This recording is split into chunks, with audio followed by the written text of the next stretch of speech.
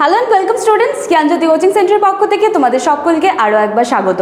তোমাদের মোটামুটি সিলেবাস কিন্তু আমি আলোচনার মাধ্যমে কমপ্লিট করিয়েই ফেলেছি এবং আশা করছি তোমরা কিন্তু সকলে রেগুলারলি আমার ভিডিওসগুলো দেখছো এবং এর সাথে সাথে তোমাদের যে সিলেবাসের যে টপিকগুলো দেওয়া আছে সেগুলো কিন্তু ক্লিয়ার করছো। এবং আজকে আমি তোমাদের ইউনিট 1 টিচিং যেটা রয়েছে সেইখান থেকে কিছু কোয়েশ্চেন্স কিন্তু এনেছি এবং মানে এর পরবর্তীতে যে ভিডিওসগুলো পাবে দেখবে যে তোমাদের এই প্রতিটা ইউনিটের উপর বেস করে করে কিন্তু কিছু প্রশ্ন আমি আনার চেষ্টা করব, সেটা বড় মানের, মাঝারি মানের এবং অল্প মানেরও হতে পারে। ঠিক আছে, চলো আলোচনার বিষয়ে আমরা ফিরে আসছি। দেখো কি আছে, সবার প্রথমে টিচিং এবং লার্নিং খুব ইম্পর্টেন্ট আছে এই প্রশ্নটা। টিচিং এবং লার্নিংয়ের সম্পর্ক কি?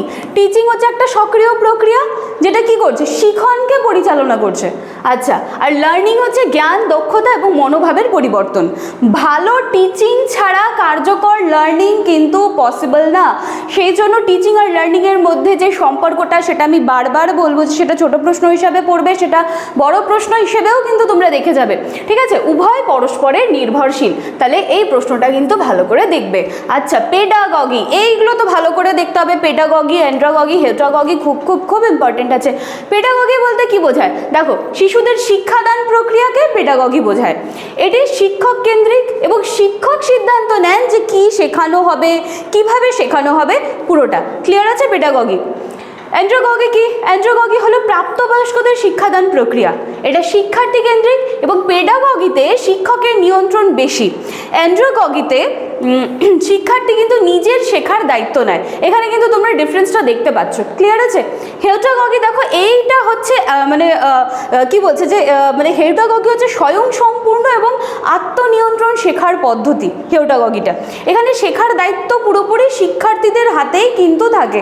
এখানে যেন আমরা দেখলাম যে শিক্ষক কেন্দ্রিক, এখানে আমরা দেখছি যে অ্যান্ড্রাগগিতে আমরা দেখছি যে প্রাপ্তবয়স্কদের শিক্ষাদান প্রক্রিয়া রয়েছে। হেটাগগিতে আমরা কি দেখছি যে শিক্ষার্থীরা পুরোপুরি নিজেদের হাতেই নিয়ে নেয় শিক্ষার দায়িত্বটা। নমনীয়তা, উদ্ভাবন এবং আত্মবিশ্লেষণ হচ্ছে এর কিন্তু মূল বৈশিষ্ট্য। ক্লিয়ার আছে? আচ্ছা, এবারে দেখো কি আছে, শিখন প্রক্রিয়ার ইনপুট ভ্যারিয়েবলস কি বলতে কি বোঝায়? কি বোঝায় দেখো, শিক্ষক, শিক্ষার্থী, পাঠ্যসূচি, শিক্ষা পরিবেশ এগুলোকে বোঝাচ্ছে। এগুলো শিক্ষা প্রক্রিয়ার শুরুতে প্রভাব ফেলে এবং ভালো ইনপুট মানেই কিন্তু এরপরে যেই আমরা ফলাফলটা পাবো সেটা ভালো।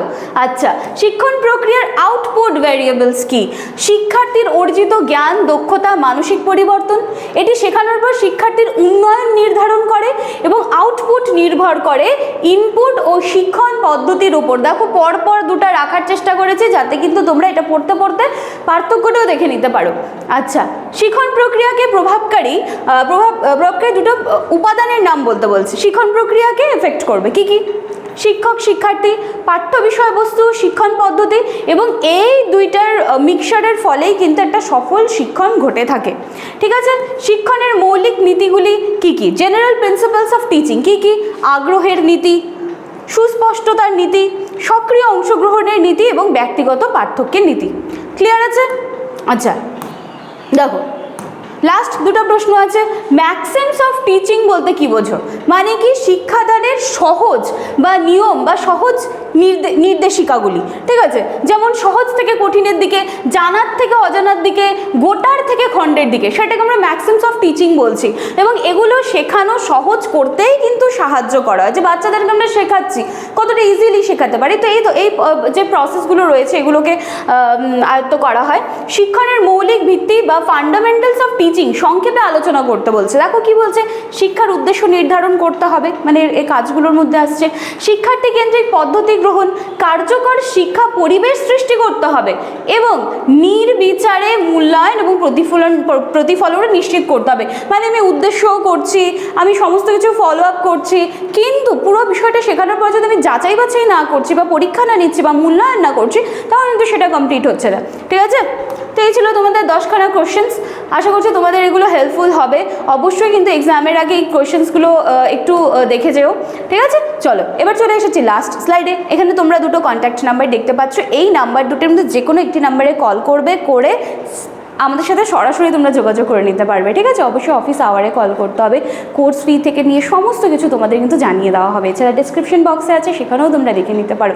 চলো আজকের ভিডিও এখানেই শেষ করছি। দেখা হচ্ছে নেক্সট দিনের ক্লাসে। Thank you.